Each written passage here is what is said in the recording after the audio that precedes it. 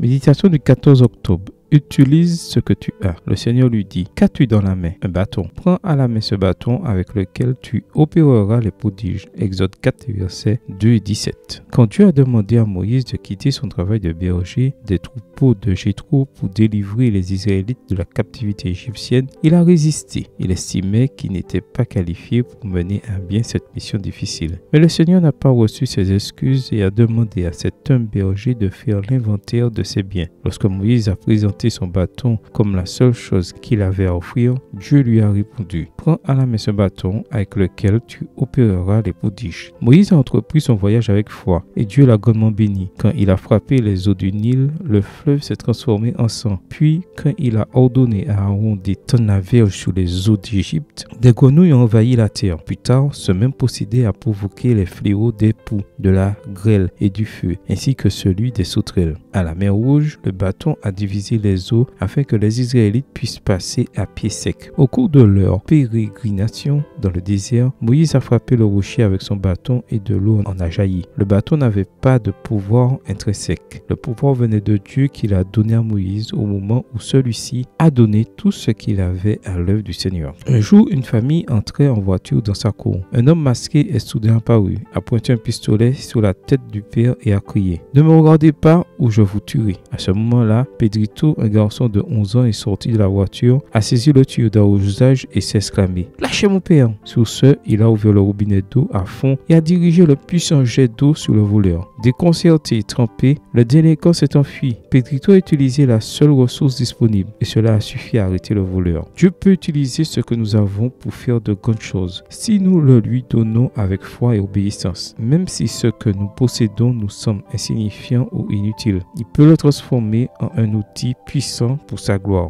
Qu'as-tu en main en ce moment même que tu peux offrir à Dieu pour qu'il l'utilise dans son œuvre? Amen. Bonne journée à toi et que le Seigneur te bénisse.